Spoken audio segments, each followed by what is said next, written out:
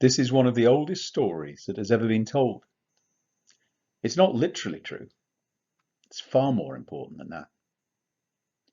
In the beginning, God created the heavens and the earth. Now the earth was formless and empty. Darkness was over the surface of the deep, and the Spirit of God was hovering over the waters. God said, "Let there be light," and there was light. God saw that the light was good, and he separated the light from the darkness. God called the light day, and the darkness night. And there was evening, and then there was morning, the first day. God said, "Let the water below be separated from the sky above." And it was so. And there was evening, and then there was morning, the second day. And God said, "Let the water under the sky be gathered to one place, and let dry ground appear." And it was so. God called the dry ground land, and the gathered waters he called seas. And God saw that it was good. Then God said, "Let the land produce plants, seed-bearing flowers, and trees that bear fruit." And it was so. God saw that it was good. And there was evening, and then there was morning, the third day. And God said, "Let there be lights in the sky to separate the day from the night, and let them serve as signs to mark the days and the months and the years." God made the sun to govern the day, and the moon to govern the night. He also made the stars. And God saw that it was good. And there was evening, and then there was morning, the fourth day. And God said, "Let the water teem with living creatures, and let birds fly in the sky." So God created the great creatures of the sea, and every living thing with which the water teems, and every winged bird according to its kind. And God saw that it was good.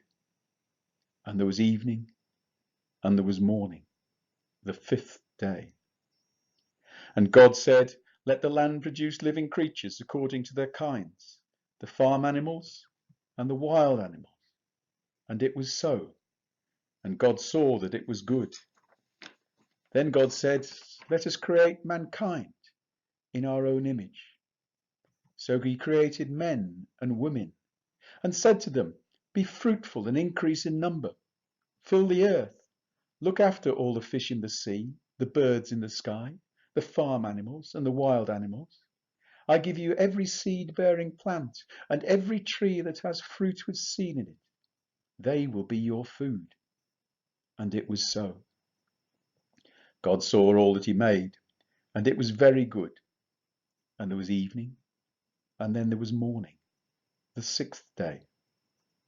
By the seventh day, God had finished the work he had done, so he rested from all his work. Then God blessed the seventh day and made it holy, because his work of creation was complete.